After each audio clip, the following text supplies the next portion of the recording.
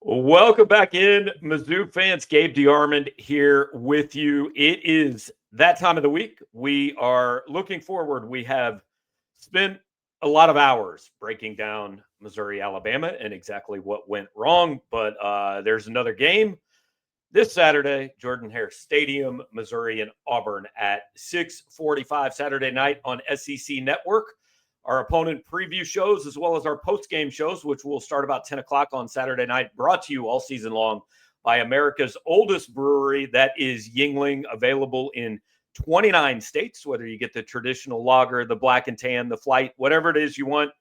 Pick yourself up a little bit of Yuengling, turn on the television. If you're not going to Auburn, watch Mizzou and Auburn on Saturday night. Every week we bring in somebody to talk about Missouri's opposition. This week, that means Nathan King from Auburn Undercover, the Auburn side on the 24/7 Sports Network. Nathan, how you doing, man? I'm doing pretty good. You know, I'm not just saying this because it was your ad read there, but I'd be pretty disappointed if I found myself in one of these 21 states that don't have Yuengling. So Yuengling available in Alabama? It is. I was going to say, I didn't realize they were selective. That'd be unfortunate. Okay, yeah. Missouri just got it like 2 or 3 years ago, and there you go. It's been a good deal, and I'm saying that like partly because they pay us to sponsor the show, but not completely.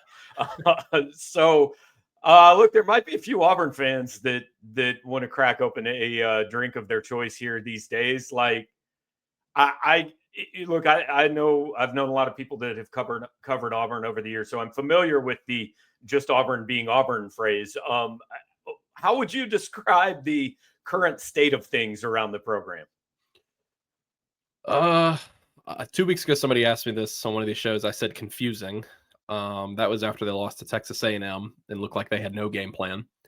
Now I would probably go with this dejected.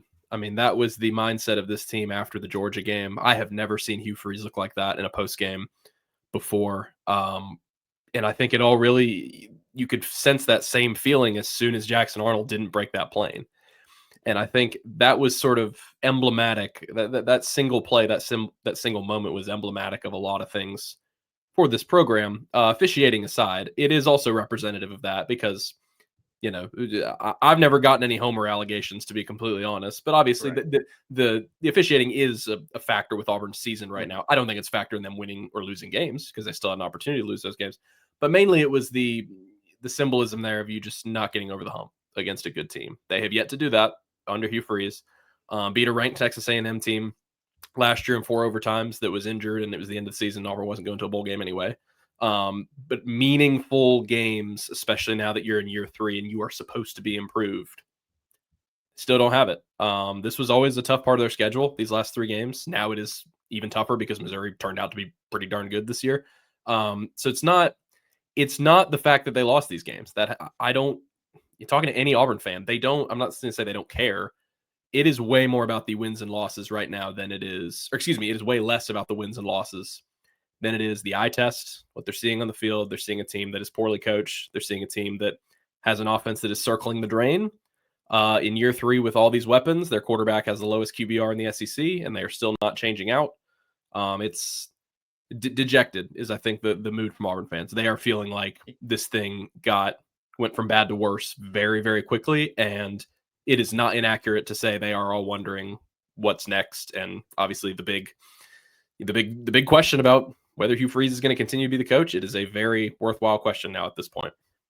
I've got a question about that in a minute, but first, the officiating. Like, look, anybody that follows SEC football knows what's happened to Auburn. And like you said, it's not like there are rare instances where a call determines a game, like the Virginia Tech or Georgia Tech Wake Forest game. Mm-hmm. Last play of the game, sometimes it happens.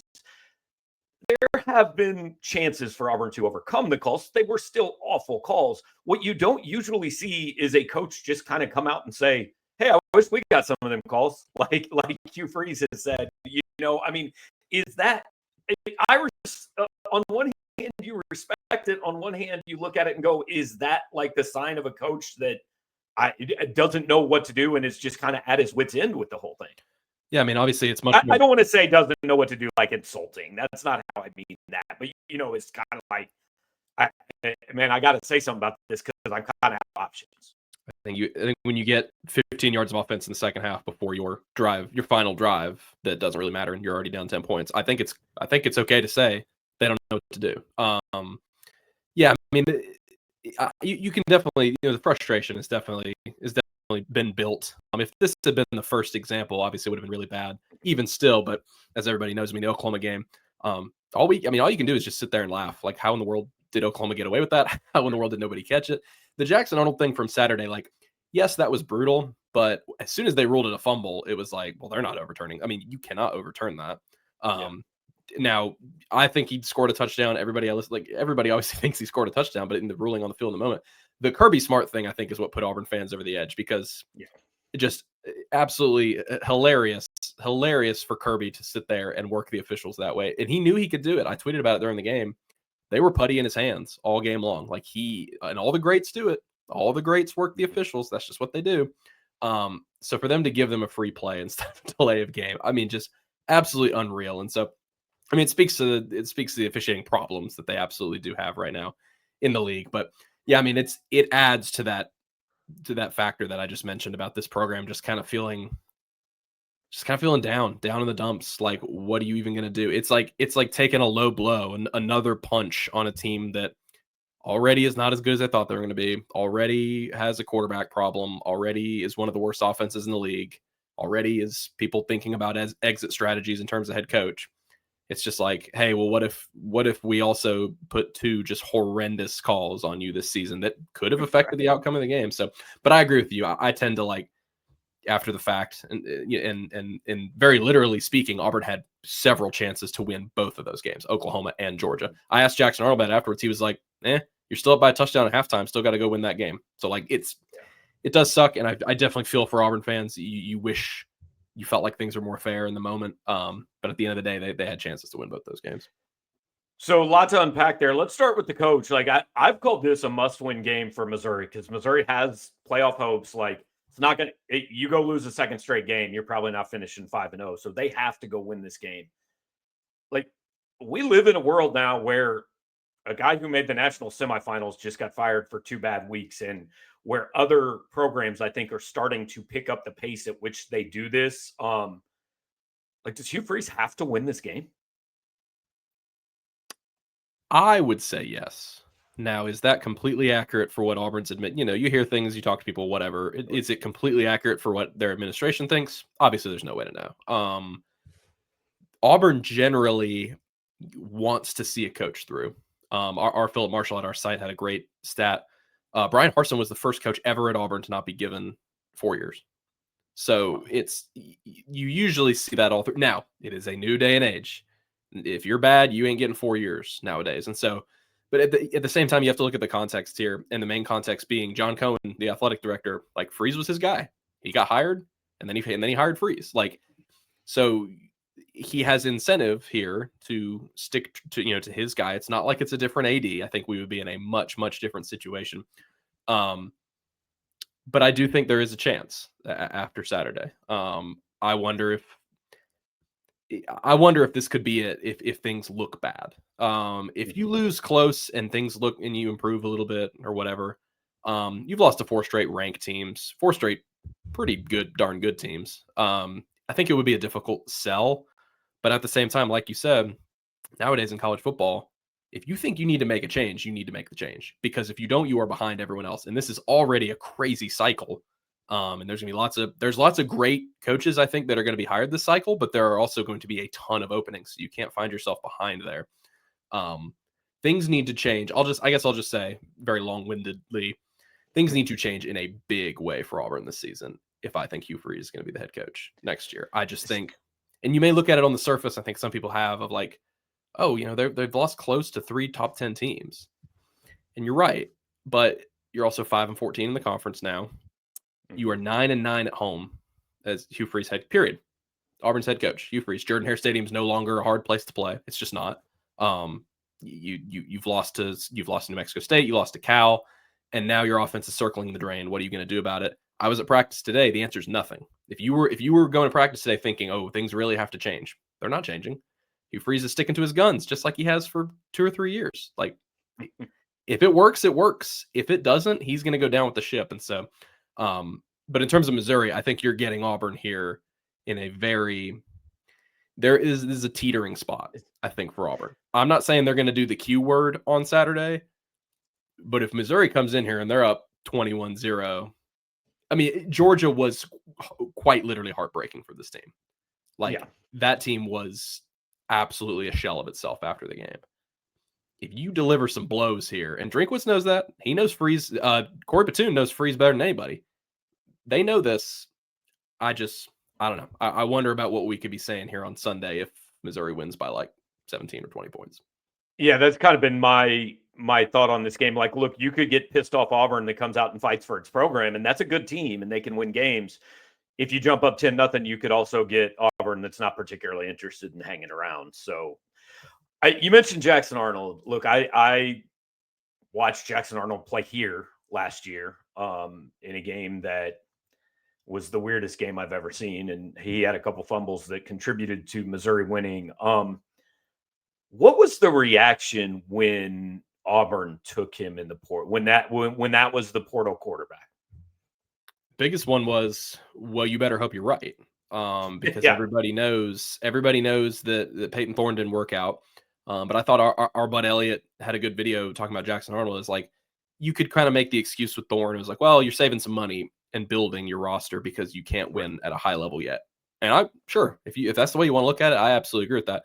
This was the year where you needed to improve your quarterback play. I don't think the portal class was super good if you're not getting like the big guys, if you're not getting John Mateer, honestly, or Dante Moore, people like that. Portal class wasn't great. The reaction was that this had to be a good fit within the offense, because that is one thing that has held Hugh Freeze back, is the fact that this is such a system based offense. Like, you have to fit in it. You have to do the RPO stuff or else you're not going to succeed. And by all accounts, I mean, you watched, like you said, you watched Jackson Arnold last year. Like, he had, you could convince me, you could make a good argument to me. Look, 5-star arm, really good legs, like really athletic runner, has a good head on his shoulders, is, it was a 5-star recruit for a reason, was dealt a terrible, terrible hand at Oklahoma last year. So you can make a lot of arguments, but it did feel like it's not a home run. This is not a slam dunk transfer. A lot of things have to go right. And clearly that just hasn't happened. Clearly things have not gone right.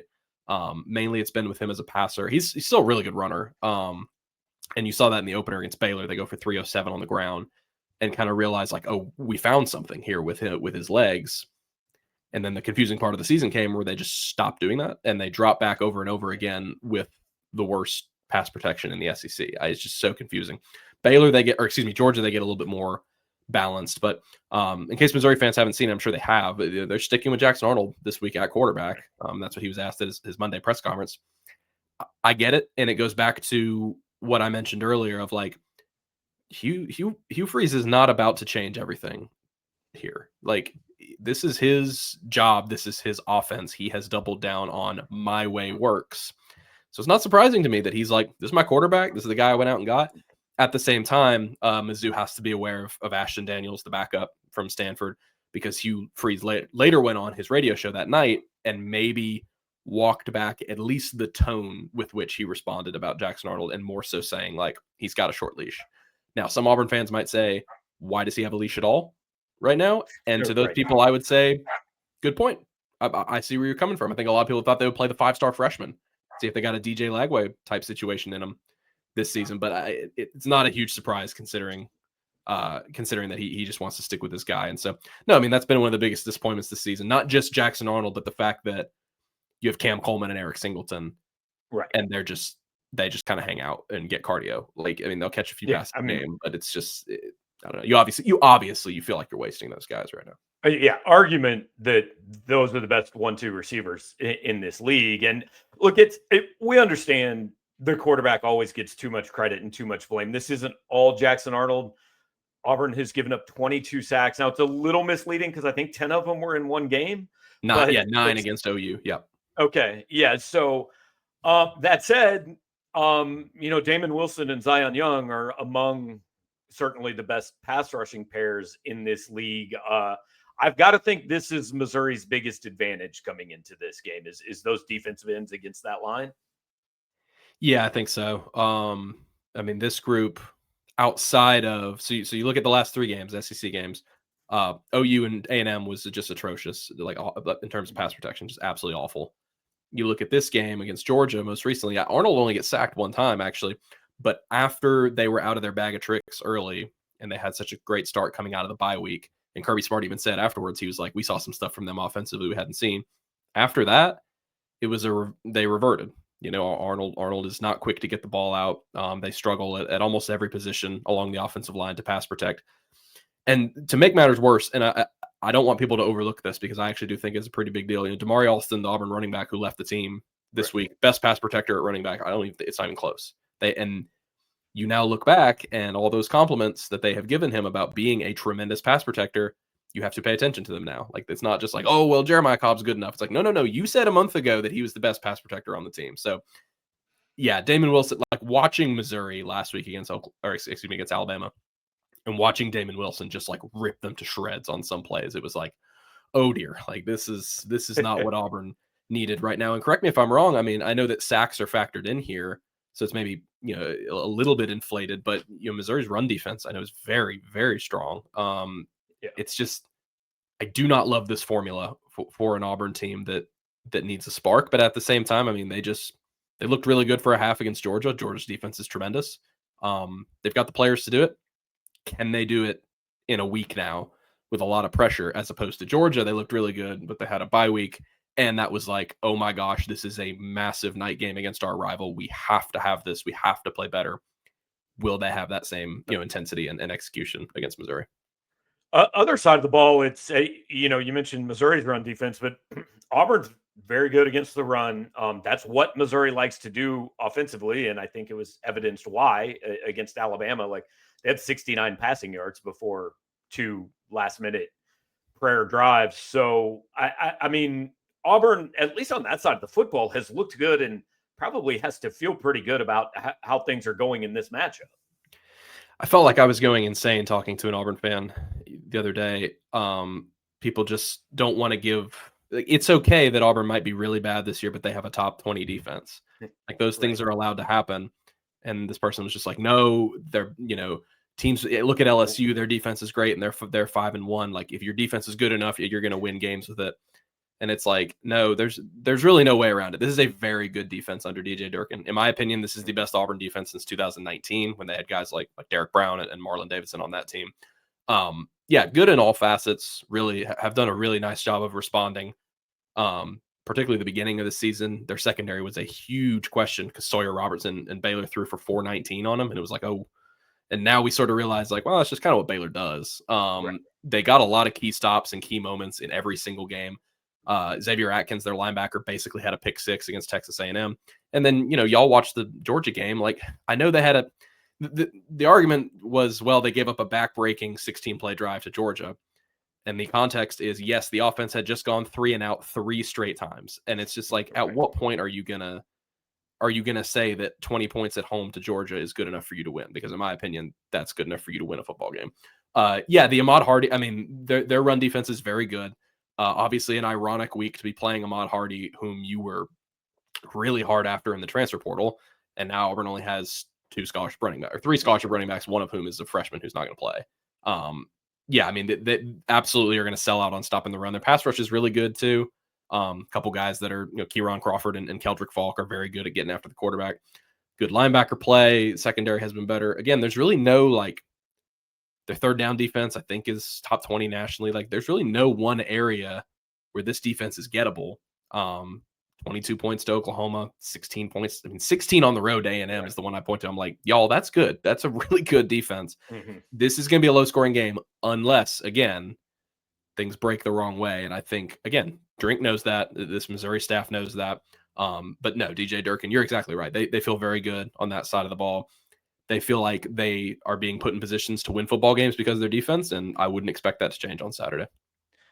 So Auburn opened as a 3-point favorite. It's, I think, already Missouri by 1.5. The initial line surprised me a little bit. It also surprises me that it has swung this quickly. But, like, if Auburn is going to kind of turn this thing around and it starts on Saturday night, an Auburn win looks like what?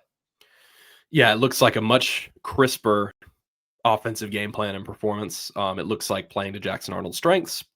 Because if you bench him in this game, you've lost, in my opinion. Like, if you get to the point where you've benched him, you have lost this game. You're probably down enough, or he's looked bad enough. Playing to his strengths, running the ball better. This team has really looked like a well-oiled machine at times when there is a great balance of run and pass. Because we talked about the receivers earlier. When there is the threat, when you're committing guys in the box, Cam Coleman is so hard on the outside because he's so big. Eric Singleton is so difficult to cover because he's so fast. And then Malcolm Simmons is kind of your number 3 receiver, really good player as well. Perry Thompson is a former top 50 overall recruit who has come on kind of nicely because of an injury the last couple games. And so lots of talent. You cannot, if Auburn wins this game, they are not putting themselves in the same position offensively that they have recently. AKA, you don't have to drop back on third down over and over again. You don't have to be down double digits in the fourth quarter and have to throw the ball around a lot. It has to be close throughout.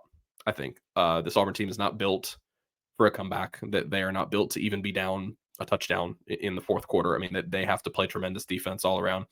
I don't think it's going to take a perfect game for them to beat Missouri because they have hung with teams that are maybe as good or better than Missouri, and they've been so on the road at times as well. But they need to go play at least a B+ game on Saturday, and I think all the ingredients are there for it. Like you said, back against the wall, you need to respond. This needs to be a get fired up and stick up for your coach and stick up for a program that people think is going down the drain now. And this crowd is awesome. I mean, like I said, I wasn't trying to take a shot earlier at Jordan Hare not being good when I said that they're 9-9 under Freeze, but it's just the simple fact of like they used to be voodoo magic, pull it out against the opponent at Auburn. But Missouri fans are aware. Yeah. Yes, I was going to say, that game in 2022, which I guess maybe speaks a little bit to the fact that sometimes it happens even when they got a bad team, because that Auburn team was awful and they fired Brian. That Missouri team was also not great. Yeah. But, and I know you didn't ask for a prediction necessarily, but I mean, I just kind of, I don't know. It's difficult to be around this team. And as you know, sometimes you see more flaws when you cover a team than I think some other people do. But like, it is difficult to see this direction right now and not think that Drinkwitz is not going to finish what he started in 2022 and maybe get a coach fired in this game. I'm not saying I think they're going to fire Hugh Freeze. I'm not making that prediction, but like, Auburn can win this game. I have no confidence they will. Like, why? What have you shown me? I think Missouri's very good. I think Missouri's top 15 good. Great defense, good coaching. If they win this game, it will be the first time Auburn has won a game like this in a long time. Yeah. Well, appreciate your time. Before you go, I got to ask, because like when Missouri came in this league, I thought Missouri was one of like 2 or 3 teams in this league that actually cared about basketball. A lot of them do now, and Auburn's certainly one of them. The only way I can ask this is, what the hell, man? Like, is this going to work? What's going on down there? My official answer on that, when people ask me, is sort of just like, why not? Like, is it going to work? Maybe. Why not? I mean, I think if Stephen Pearl's name, so Ira Bowman is the name of another longtime assistant on this Auburn staff. If Stephen Pearl, the person, never existed, just poof, never existed, and Bruce Pearl is instead promoting his top assistant, who is somebody else who has been a part of the greatest run in program history, and it's not even close, people will be like, great idea. Just keep that train on the tracks. Don't try a new. It's just because it's Stephen Pearl. So I think this season, necessarily, you won't notice the biggest difference. My question is a year later, when Pettiford's not on the roster anymore, when maybe he's got to do his own thing to build a roster, because the biggest compliment you can make is he kept that whole team intact, and which is really good. Now, the timing of it all did not help anyone who wanted to go elsewhere because the fall semester has started. Yeah, that was not unintentional on Bruce's part. I mean, yeah, of course. No, of course. He just came to that decision, all of a sudden. No, but I mean, it's having been around, this program and knowing this was coming. Like, and what I was saying in a column afterwards is like, if you were not thinking it was going to be Stephen Pearl, regardless of the month or year, you're lying to yourself. It would have been Stephen Pearl back in May. It would have been Stephen Pearl in 2 years. It would have been Stephen Pearl in 4 years. They were trying to get him head coach in waiting in his contract, and Auburn wouldn't budge. But if you thought Bruce Pearl, who was the single most powerful man in Auburn, who has had unreal success, absolutely jaw-dropping, unbelievable success with one of the worst SC basketball programs, if you didn't think he was going to get his way, that's hilarious. Like, of course he was going to. And so, but all that is to say, I think they'll go to the tournament this year. I think they'll be pretty darn competitive in the league. Will Stephen Pearl work long term? I have no idea, but I think the glass half full perspective on that is how many outside coaching hires has Auburn made in its history, and how many have sucked? Most, because they've been terrible. And so, like, most hires you have made from somewhere else have been really bad. So maybe it's not a decent idea to go in house. I think he'll at least keep this train on the tracks for another few years, and they'll continue to be a competitive team. The most powerful person at Auburn being a basketball coach is one of the wildest things I've ever heard. But I get it, man. I get Who would have thought it? And people are desperate. It's the week after they just played Georgia, and Auburn people are desperate for basketball. It's just a new world. It's a new world. Yep. All right. Well, Nathan, appreciate it, man. That's Nathan King, Auburn Undercover. And let us know if you guys need anything this week. Yes, sir. We'll do. See you. All right. Thanks a lot. Nathan King covers the Auburn Tigers. You guys can check out their website, part of the 24/7 Sports Network. You can read all the stories, read all the messages on the board. You cannot post. Probably a good thing, particularly this week. But appreciate you hanging out here for our opponent preview, brought to you, as always, by Yuengling, America's oldest brewery. Available in 29 states, Missouri, one of them, Alabama, one of them. So you can go to the game, you can watch the game, whatever it may be. Get yourself a few Yuenglings this week, watch the ball game, come join us for the post-game show afterwards. Thanks for hanging out. Like, comment, do all the things on the channel that I'm supposed to tell you to do, and we'll be back next time.